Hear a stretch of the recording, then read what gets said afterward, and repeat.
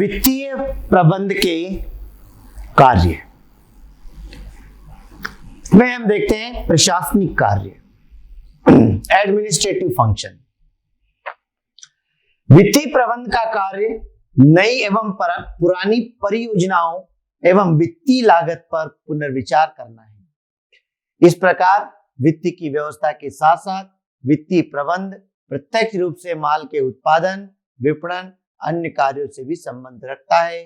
Sir Ezra Solomon के अनुसार वित्तीय प्रबंध का कार्य नई एवं पुरानी योजनाओं एवं वित्तीय लागत पर पुनर्विचार करना है।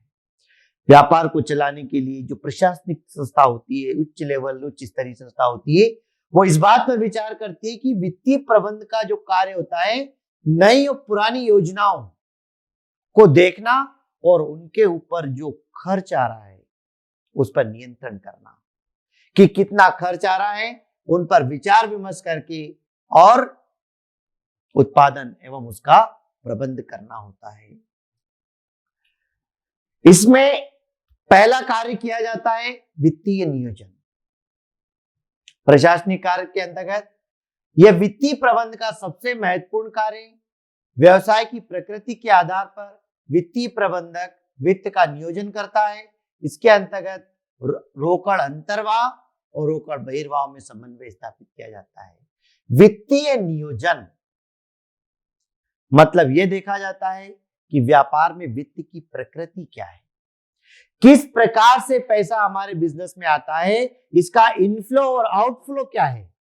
इनफ्लो वो होता है कि डेली सेल होती है, लाखों करोड़ों रुपए रोज आ रहे होते हैं, रोज परचेस होता है, तो आना और जाना, इन पर नियंत्रण रखा जाता है।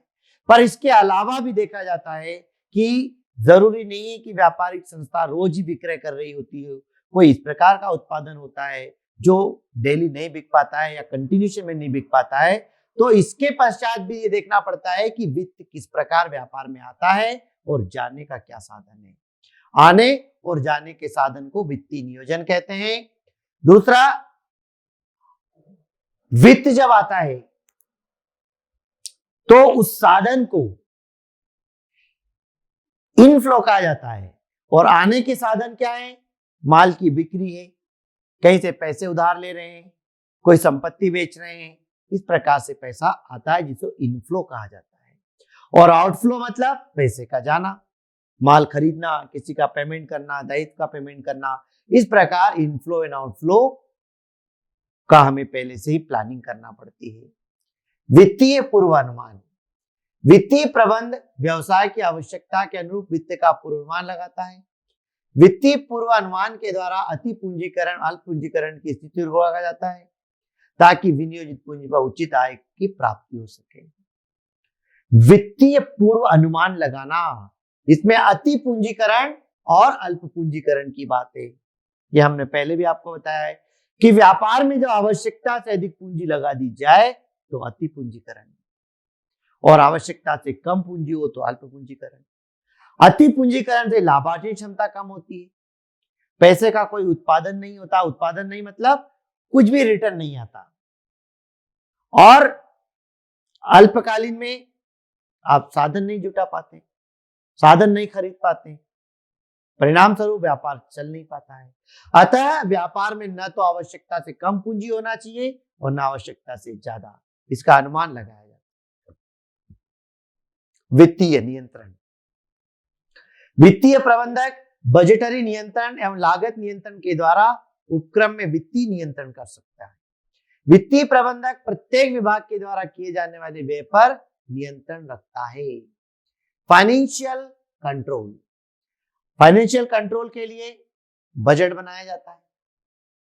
बजट एक एस्टीमेट शीट होती है कि फ्यूचर के लिए अगर आपको कोई उत्पादन करना है, कोई खर्च करना है, कोई काम करना है, कोई संपत्ति खरीदना है, तो क्या खर्च बैठेगा, इसका पहले से हम बजट बनाते हैं। जब वो बजट बना लिया जाता है तो हम उस कंट्रोलिंग में आते हैं, फिर हम उस बजट के अंदर ही अंदर काम करते हैं और फिर हमें किसी समस्या का सामना नहीं करना पड़ता है।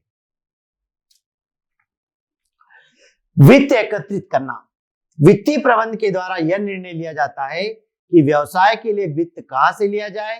वित्तीय प्रबंध के द्वारा कुल पूंजी में अंश पूंजी और ऋण पूंजी का भाग देकर निर्धारित वित्त को एकत्रित करना चाहिए। अर्थात पैसा इकट्ठा करना है बिजनेस के लिए, तो खुद की पूंजी हो, पूंजी के रूप में पैसा लगाएं या ऋण के रूप में लगाएं, इन दोनों चीजों पर पहले विचार विमर्श करना चाहिए। कई बार संस्था को लगता है कि उधार देकर के, अगर हम उधार लेकर के पैसा अगर बिजनेस में लगाते हैं तो हमें अगर कम ब्याज पर पैसा मिल जाए तो उसका उपयोग कर लेना चाहिए। या लगता है संस्था को कि पूंजी के रूप में ही राशि एकत्रित होना चाहिए, शेयर आदि डिबेंचर वगैरह इश्यू करके। डिबेंचर ऋण के लिए इश्यू किया जाता है और शेयर कैपिटल के लिए इश्यू की जाती है। और अगर एक व्यक्ति है तो वो अपने निजी साधनों से पैसा इकट्ठा करता है। तो पैसा इकट्ठा कैसे किया जाए, इन साधनों को देखा जाता है। विनियोग संबंधी निर्णय, डिसीजन रिलेटिंग टू इन्वेस्टमेंट, वित्तीय प्रबंधक के द्वारा एकत्रित किए गए वित्त के नियोजन संबंधी निर्णय लिए जाते हैं। विनियोजन कंपनियों के अंशों और बैंक इत्यादि में किया जाता है। विनियोग करना, पैसे को कहीं लगाना। विनियोग का अर्थ होता है कि इस तरीके से पैसे को कहीं पर लगाना ताकि आपका मूलधन सुरक्षित रहे और अलग से आपको राशि ब्याज के रूप में प्राप्त होती रहे और पैसा सुरक्षित रहे। इस तरीके से जब पैसा हम लगाते हैं तो उसको विनियोग कहते हैं।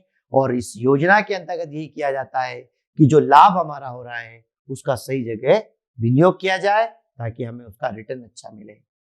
आपसी समन्वय, उपक्रम के सभी विभागों में वित्त संबंधी समन्वय का कार्य वित्तीय प्रबंधक के द्वारा ही किया जाता है। उपक्रम के सभी विभागों में जो अलग अलग विभाग होते हैं उन सभी के बीच प्रॉपर एडजस्टमेंट, तालमेल तभी बिठाया जा सकता है जब आपके पास पर्याप्त वित्त है और सभी विभागों में वित्त की व्यवस्था आप कर पा रहे हो।